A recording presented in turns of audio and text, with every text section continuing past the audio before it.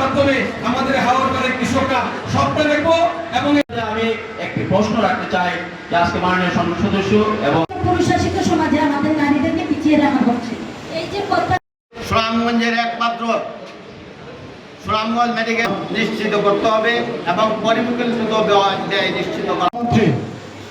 আমাদের মাননীয় প্রধানমন্ত্রী আজও এক জায়গায় নদী খনন করেছেন, খাল খনন করেছেন। অতএব এই নদী খননের কথা আমি নিজে থেকে বারবার বলতেছি এবং আমি অনেকগুলি প্রজেক্ট দিয়েছি নদী খনন করার জন্য। ইনশাল্লাহ এটা হবে। আমাদের বোন বলছে পূর্বে যারা মুক্ত আলোচনায় কথা বলেছেন তারা আবেগপূর্ণ হয়ে হাওড়ের বিভিন্ন সমস্যার কথা বলেছেন, যেটার সাথে আসলে বাজেটের সম্পৃক্ততা নেই। অনেকে আইন শৃঙ্খলার কথা বলেছেন, অনেকে বিল রক্ষার কথা বলেছেন।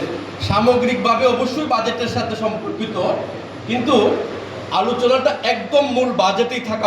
উন্নয়নে উপজেলা স্বাস্থ্য কমপ্লেক্সগুলোকে আধুনিকায়ন, বিশেষজ্ঞ চিকিৎসক নিয়োগ, প্রয়োজনীয় চিকিৎসা সরঞ্জাম সরবরাহ, নৌকা অ্যাম্বুলেন্স চালু এবং দুর্গম এলাকায় ভ্রাম্যমাণ স্বাস্থ্য সেবা সম্প্রসারণে বিশেষ বরাদ্দের দাবি।